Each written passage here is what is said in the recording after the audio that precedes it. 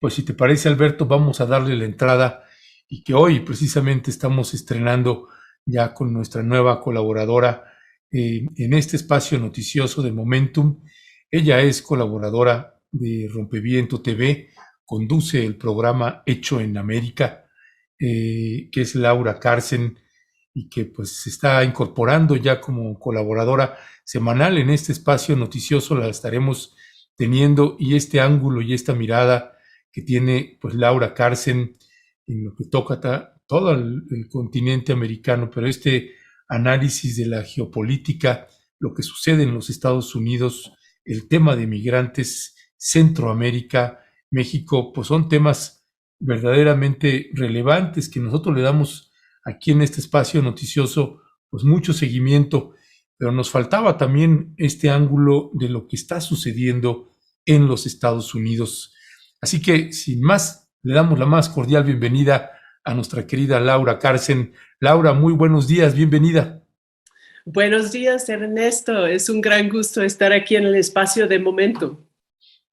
Hola, Laura, ¿cómo estás? Buenos días. Qué gusto que estés ya aquí de fijo con nosotros.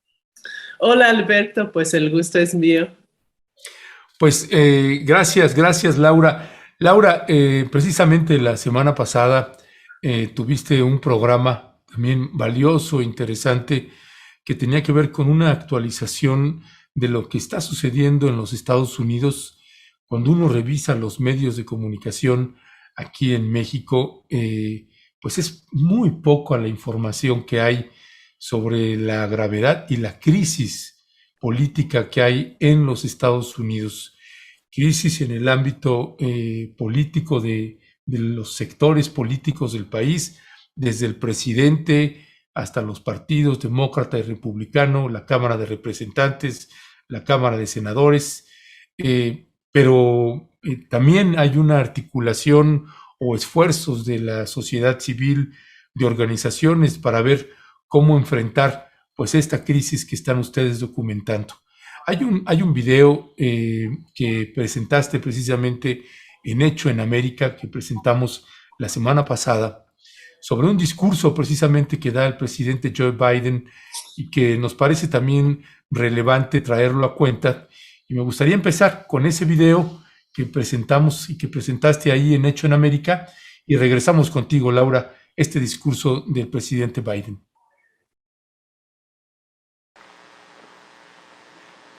In our lives, in the lives of our nation, life of our nation, there are moments so stark that they divide all that came before and everything that followed.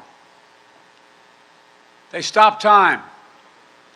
They rip away the trivial from the essential. And they force us to confront hard truths about ourselves, about our institutions, and about our democracy. In the words of Scripture, they remind us to hate evil, love good, and establish justice in the gate. Last week, President Harris and I stood in the United States Capitol to observe one of those before and after moments in American history. January 6th insurrection on the citadel of our democracy. Today, we come to Atlanta, the cradle of civil rights, to make clear what must come after that dreadful day when a dagger was literally held at the throat of American democracy. Democrats, Republicans, and Independents worked to pass the historic Civil Rights Act and the voting rights legislation. And each successive generation continued that ongoing work. But then, the violent mob of January 6, 2021, empowered and encouraged by a defeated former president, sought to win through violence what he had lost at the ballot box, to impose the will of the mob, to overturn a free and fair election, and for the first time in American history, to stop the peaceful transfer of power. They failed. They failed. But democracy's victory was not certain, nor is democracy's future. That's why we're here today, to stand against the forces in America that value power over principle, forces that attempted a coup against the legally expressed will of the American people by sowing doubt, inventing charges of fraud, and seeking to steal the 2020 election from the people. They want chaos to reign. We want the people to rule.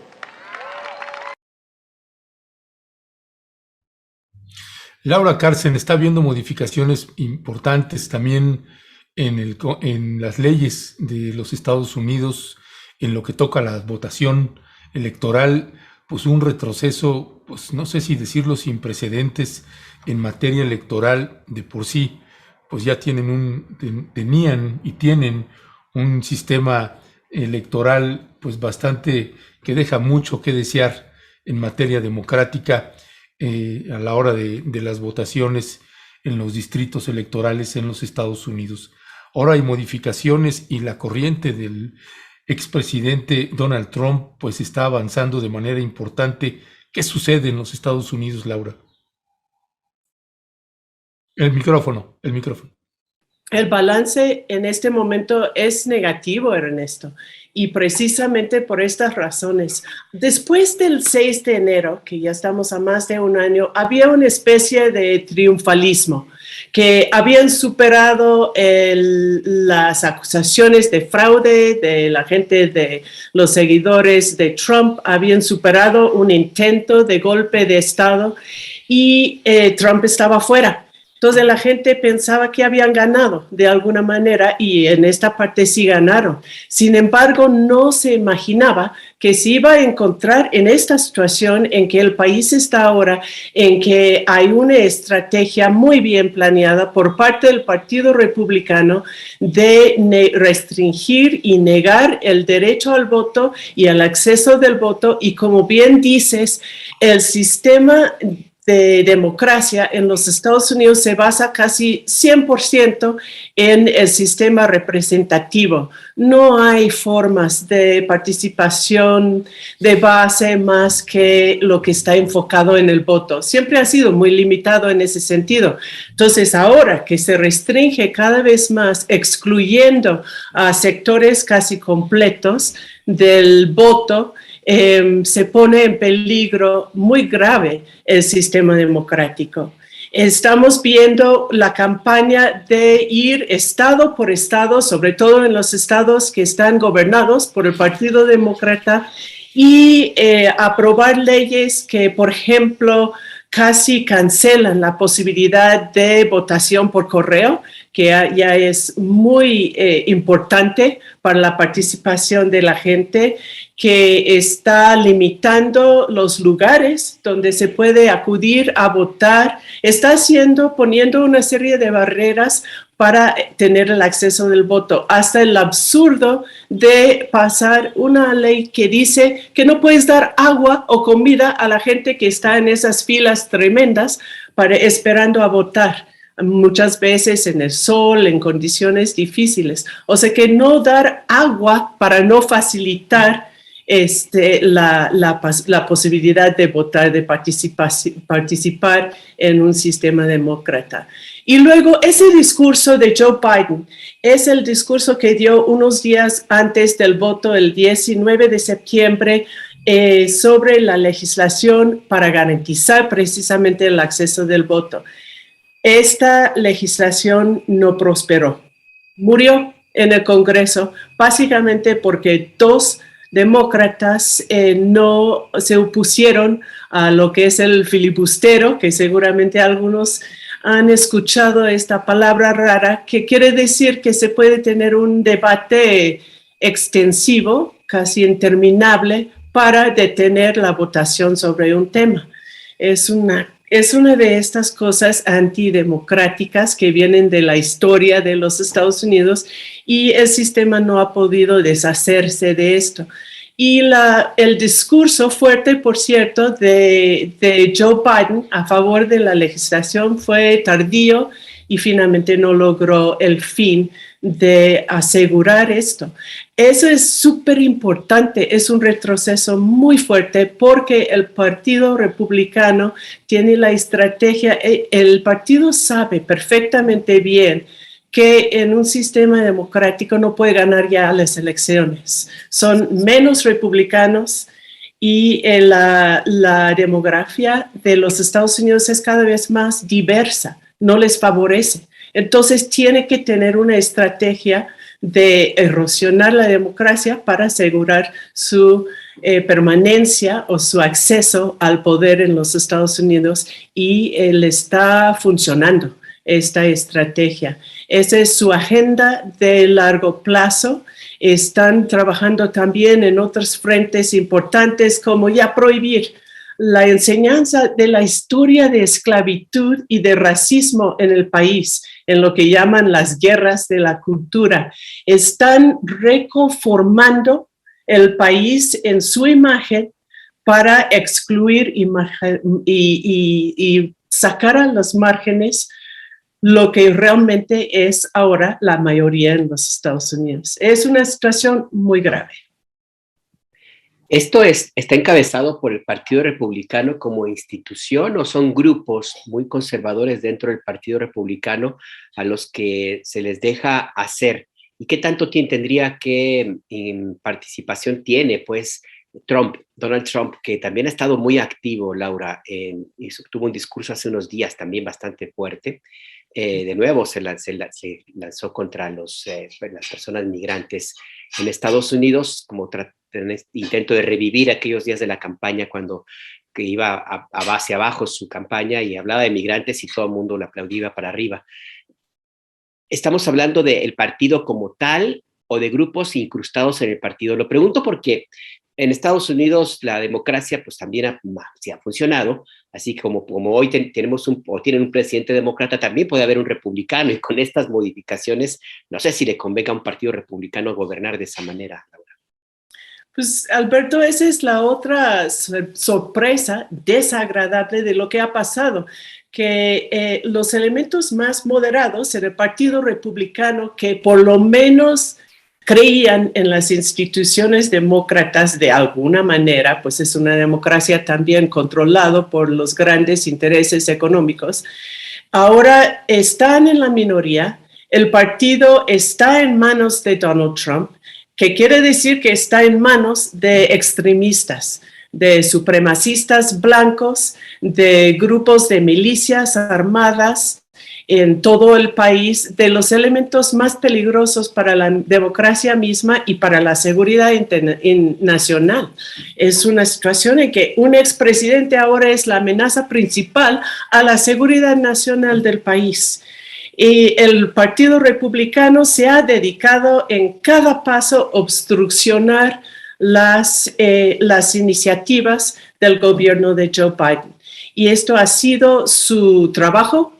Lo único que se ha logrado hasta ahora es aprobar un paquete de rescate, que fue el segundo después de una serie de paquetes de rescate de Donald Trump, necesario en el contexto de pandemia, y un paquete de infraestructura. Sin embargo, la visión de algunos cambios estructurales que surgió en debates en el marco de la pandemia y que fue como lo que daba forma a una nueva propuesta de gobierno por parte del Partido Demócrata, ya murió.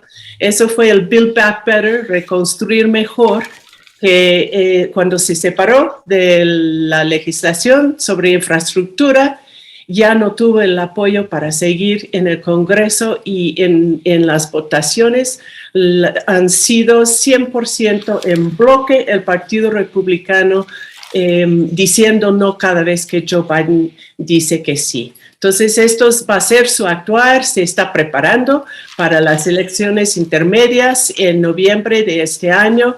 Está ganando fuerza, aunque la intención de voto sigue siendo ligeramente a favor de los demócratas, se creen que es muy posible que ganen fuerzas en las elecciones intermedias de noviembre con esta estrategia, y están causando conflictos graves desde los niveles locales en todo el país hasta el nivel federal. Ya, Laura Carsten, estas elecciones intermedias, ¿qué es lo que se va a disputar en esta elección intermedia? Esa sería una pregunta. Y la otra, que tiene que ver con pues no sé, quisiera tratar de entender si hay una estrategia, una brújula, una definición por parte del Partido Demócrata. Pareciera que están como en una especie de limbo y que no están apuntando a cosas muy concretas en lo específico, sino que hay pues una mareada que tiene este partido político.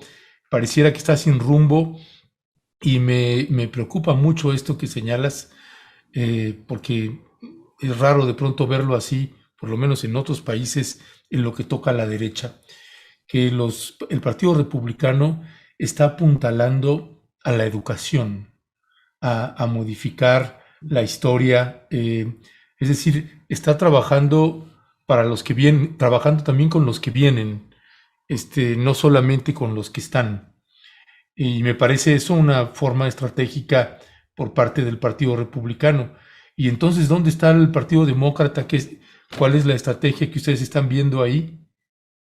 Pues primero, en esto de este último que dijiste, imagínate qué grave es la situación. Ayer fue el primer día del mes de historia afroamericana en los Estados Unidos. Es un mes oficial para destacar el papel de afroamericanos y la historia real de lo que ha pasado. Ese día, en esta semana, antes de empezar este mes, por lo menos 17 colegios y universidades históricamente negros, así es como se llaman, recibieron amenazas de bomba.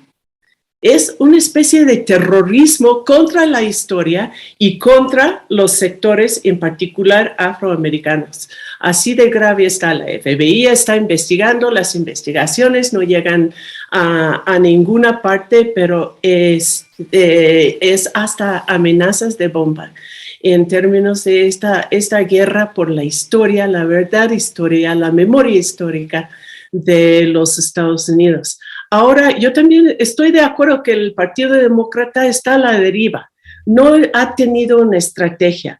Biden entró pensando que, como en el pasado, iba a poder negociar soluciones bipartidistas, y no es así. Y debería saberlo, debería tener algunas estrategias, planes mucho más audaces. Trump hizo más de 400 órdenes ejecutivos con el uso de su poder ejecutivo cuando estaba en la presidencia. Y Biden no ha querido hacerlo. En algún momento no es la manera de gobernar en una democracia, pero en algún momento, frente a esta actitud por parte de ese extremismo, por parte del Partido Republicano, y esta violencia incluso, en algún momento, solamente para desmantelar algunas de las medidas de Trump, va a tener que tomar un curso mucho más definido y mucho más firme, y no lo hemos visto hasta ahora. Hay muchas críticas de que no hay una estrategia en el Partido Demócrata para defender lo que es su visión, si es que lo tenga, ¿no? Y por otro lado, pues tiene fuerzas armadas y policías infiltrados por estos elementos de la extrema derecha. La investigación en el Senado va muy lento, entonces no se ha podido ni siquiera establecer la verdad histórica de lo que pasó el 6 de enero y lo que está pasando en este momento. Las investigaciones de terrorismo doméstica también pues son muy insuficientes por la amenaza que constituye. Entonces, ese es un problema muy grave en ese momento. Tiene una tasa de aprobación de solo 41% Desde agosto, cuando empezó a fallar su estrategia en el Congreso, ya es más la gente que desaprueba su gestión que se está a favor.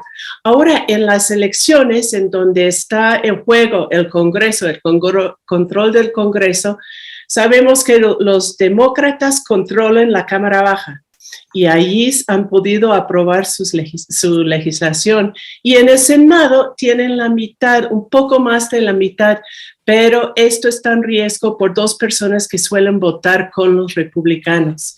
Entonces no ha podido hacer algo allí tampoco. Podrían perder esta mínima ventaja que han tenido en estas elecciones. Esto es lo que está en juego. Y si pasa esto, por supuesto que todo se vuelve aún más difícil. Y es que tengo la impresión, Laura, y dime qué piensas de esto, que el tema legislativo y político es apenas una parte de lo que sucede en Estados Unidos. Cuando tú mencionabas que paradójicamente un expresidente como es Donald Trump se ha convertido en un problema de seguridad nacional, un Trump que fue el que dio permiso a grupos supremacistas y una sarta también de personas que tienen esa característica en su forma de entender la vida, les dio prácticamente permiso de salir a las calles y a tratar de aplicar su agenda en cada uno de los metros cuadrados de las ciudades de Estados Unidos. Me parece que es una buena definición porque en algún momento se llegó a plantear que los enemigos fuertes, de veras, los que podían poner en jaque a Estados Unidos, no necesariamente estaban fuera de su territorio, sino dentro. Y lo recuerdo porque desde 1995, cuando Timothy McVeigh y Terry Nichols pues colocaron esa bomba en Oklahoma, que fue el mayor atentado terrorista en la historia de Estados Unidos antes del ataque a las Torres Gemelas, pues ya desde entonces se tenía claro que los grupos extremistas eran un enemigo muy grande, fuerte, poderoso, casi el número 1 para Estados Unidos. Y esto ocurre todos los días, independientemente de lo que sucede en el Capitolio o en la Casa Blanca o en Washington, en los comederos políticos de allá. ¿Cómo está la situación en ese sentido para las personas que pues, están lejos del Capitolio, pues, de Washington, ese tipo de situaciones y que enfrentan todos los días el avance territorial de grupos extremistas, Laura? Pues sí, y es interesante que dices, Alberto, que avance territorial, porque han sido literal tomas de tierra, ocupaciones en el pasado. Los informes de que existía como amenaza real el terrorismo doméstico, como lo llaman, han existido desde hace mucho tiempo y no les hacían caso por varias razones. Uno, por gobiernos de la derecha que no quería investigar a sí misma de alguna manera porque son fuerzas neofascistas que son parte de su base, ¿no? Y 2, porque el terrorismo doméstico, las amenazas al interior del sistema, no son negocio de la misma manera que las guerras para el complejo militar industrial y ahora es también de inteligencia. Entonces siempre querían proyectar un enemigo hacia afuera. Entonces, y se podría decir también porque no se ve bien que el país que se presenta como la mayor democracia del mundo, pues está infiltrado, está totalmente influido por ese tipo de fuerzas. Ahora sí se está viendo con mucha claridad, no se sabe qué se puede hacer y Ay, se nos congeló. Híjole, se congeló. Se congeló Laura Carson. Pues ahorita vamos a intentar recuperarla, igual y sacarla, Cristian, y volverla a meter. Pero pues es gravísimo, Alberto, lo que sucede en los Estados Unidos.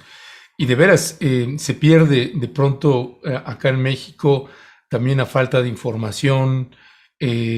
Estos detalles que, como todo el mundo sabe, pues lo que pasa en Estados Unidos, pues salpica a todos lados y a nosotros nos puede provocar un tsunami tremendo.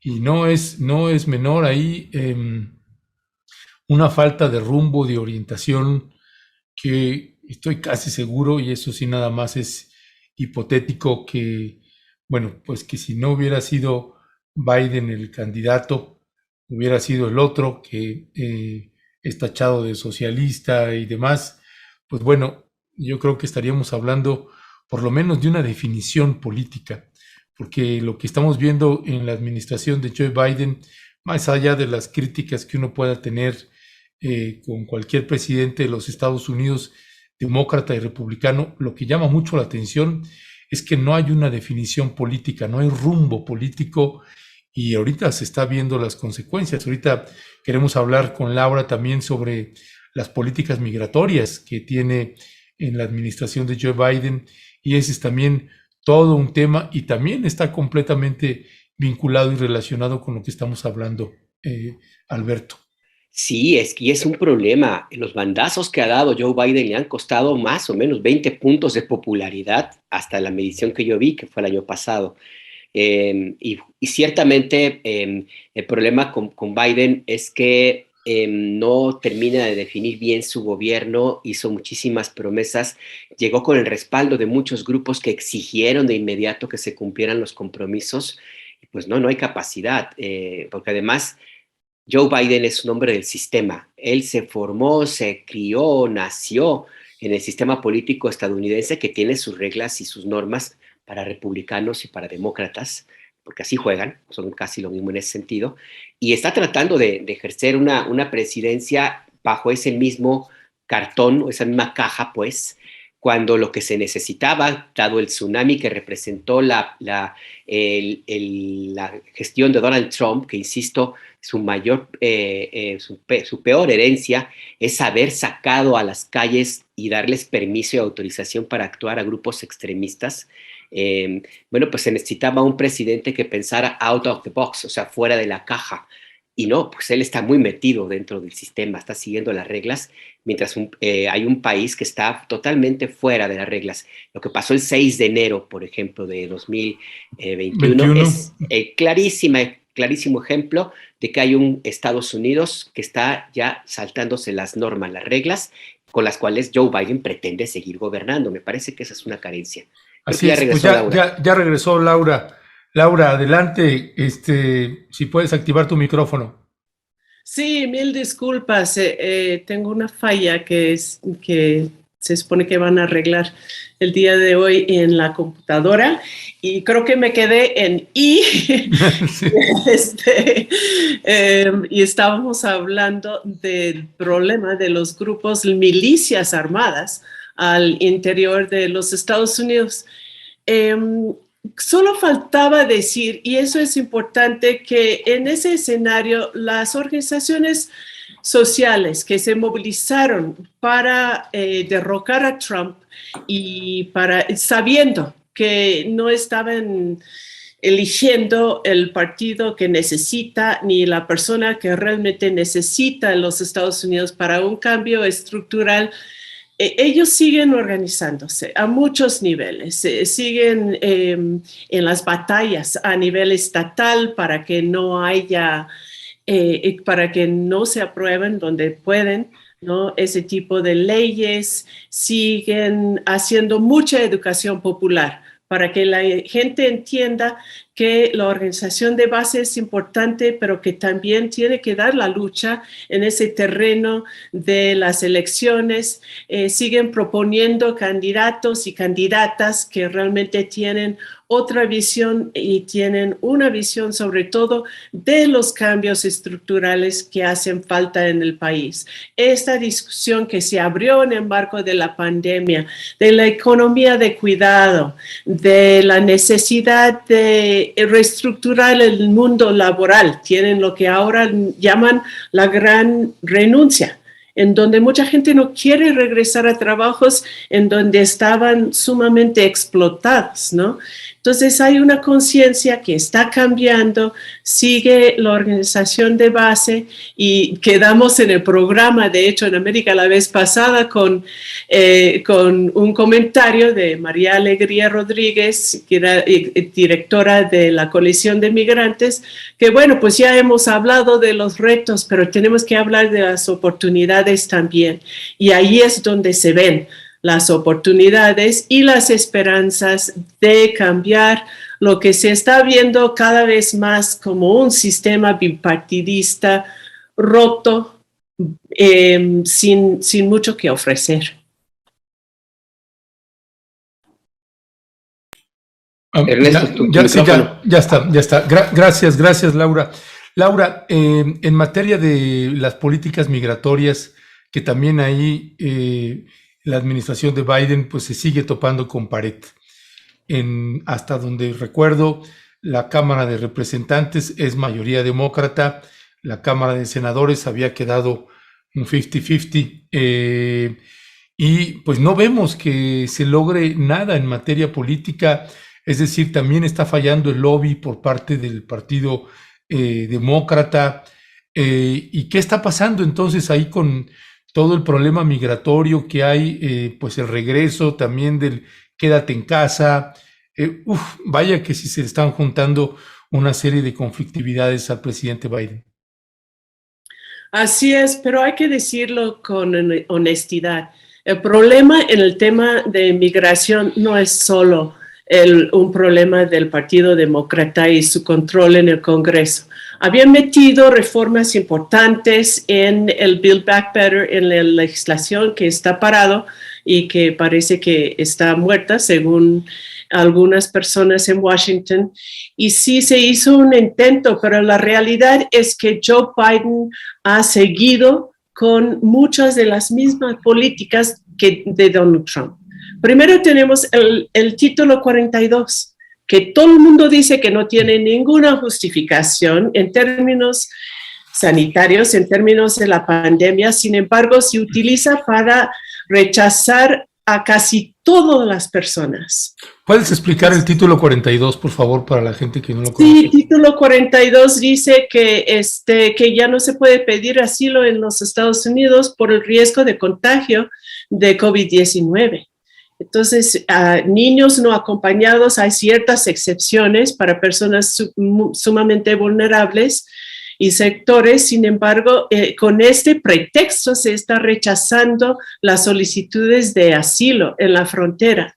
Luego está el regreso de Quédate en México, que según Joe Biden fue porque le obligaron por parte de la Corte. Sin embargo, pues mucha gente dice, y hay mucha evidencia de que habría otras maneras de parar esto. Lo primero habría sido decir simplemente al gobierno de México, y ahí el gobierno de México también tiene mucha responsabilidad, ¿no? Pues la Corte me está obligando a regresar a ese programa, pero si ustedes lo rechacen, entonces ya se acaba, ¿no? Pero tiene que haber una presión fuerte hacia el gobierno de México para aceptarla de nuevo, porque si no, ¿qué interés tiene México en ese programa que manda solicitantes de asilo de Centroamérica de regreso a México? No tiene ninguno, si no hay una negociación de por medio, ¿no?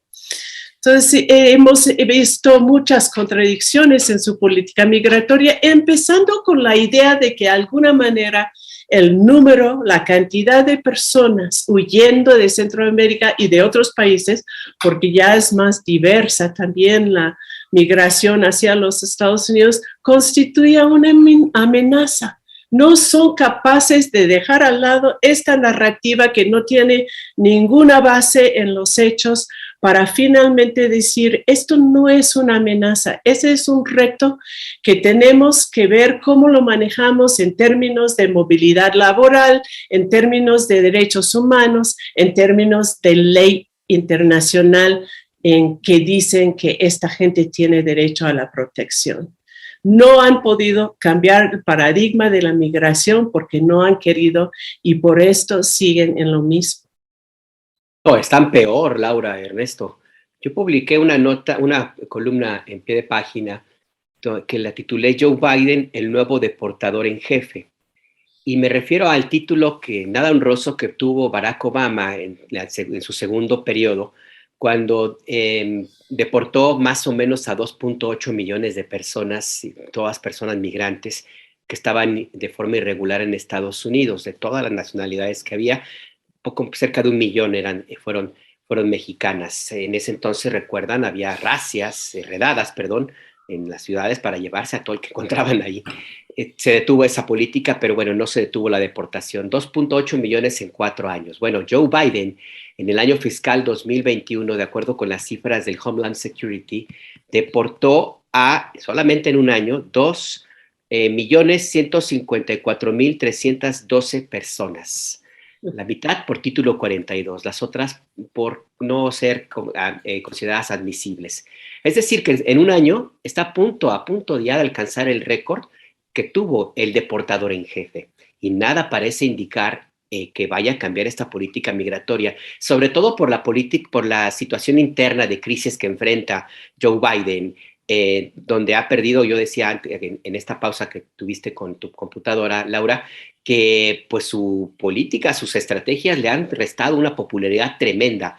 Y yo no sé si Joe Biden seriamente está analizando en buscar la reelección.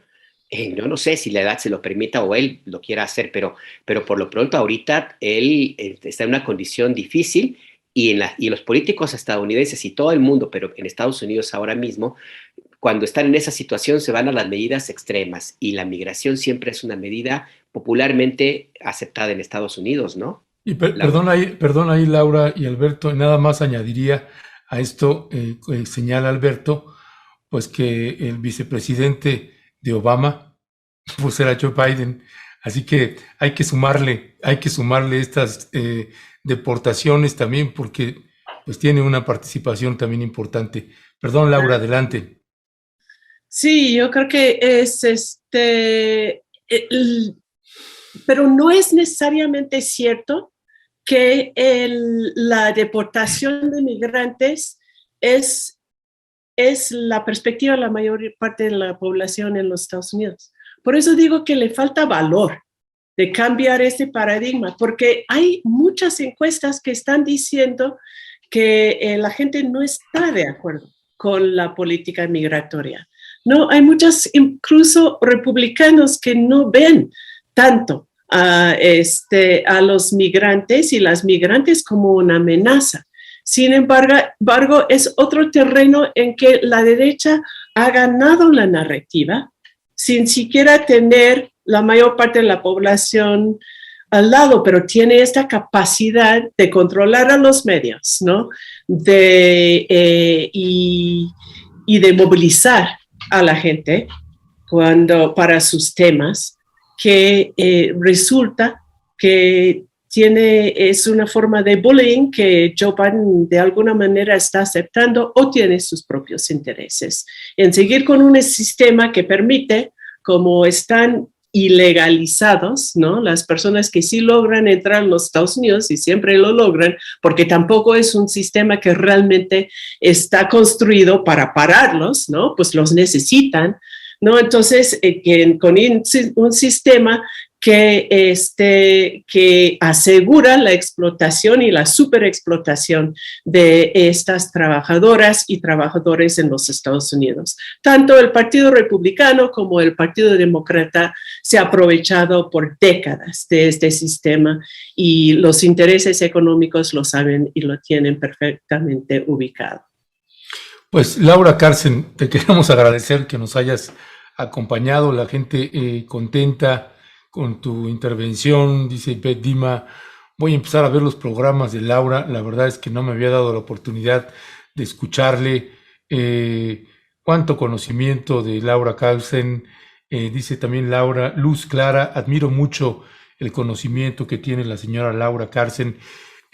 Laura Carlsen, para cerrar, el próximo miércoles, este miércoles no tuvimos Hecho en América, Laura tiene COVID, además de que pues, también el año pasado pues, tuvo un accidente ahí, fue atropellada, tuvo una lesión en el pie, ahorita tiene COVID, pero pues va saliendo Laura, sí, va saliendo. Así que la próxima semana iniciamos Hecho en América, también con un cambio de imagen, estamos haciendo algunas adecuaciones importantes, y inicia Hecho en América en el horario de las 3 de la tarde. De 3 a 4 de la tarde el próximo miércoles. El día de hoy tuvimos esta intervención de Laura en jueves, precisamente porque pues está ahí con el COVID, así que un día más hay para que se pudiera reponer un poco y aquí está. Pero también la colaboración de Laura será los miércoles previo al programa de Hecho en América. Hoy es miércoles, Ernesto. Perdón, sí, perdón. Sí. El próximo miércoles será a las 3 de la tarde, Hecho en América. Y si fueras tan amable, Laura, de compartirle a la audiencia, pues, de qué va Hecho en América, qué es lo que vas a compartirnos en este programa. Pues la semana que entra vamos a volver al tema de la pandemia porque es algo constante que ha tenido un impacto muy fuerte, también que no mencionamos ahora, pero ha sido un factor en esta crisis política en los Estados Unidos. La promesa fue de que ya íbamos a estar en una etapa post-pandémica y tanto en los Estados Unidos como en otros países en todo el mundo no es así y eso está teniendo un impacto muy fuerte y también en el hecho de que no se ha logrado una distribución equitativa de vacunas en el mundo y a pesar de que Estados Unidos dice que está a favor, allí está el poder de las grandes farmacéuticas. Entonces tenemos unos excelentes analistas de los Estados Unidos, de México, de otros países para hablar de cómo esto está poniendo en riesgo a todos nosotros y nosotras. Pues bueno, Sí, todo un tema, todo un tema ahí. Pues estaremos viendo a Laura Carsen en el nuevo horario y también en las colaboraciones aquí en este espacio noticioso de esta alianza que tenemos Pie de Página y Rompeviento TV, este espacio noticioso que se llama Momentum. Laura Carsen, te mandamos un fuerte abrazo. Ahí nos vemos la próxima semana. Muchas gracias. Un abrazo, Alberto y Ernesto. Que te mejores. Un abrazo, un abrazo, Laura, cuídate.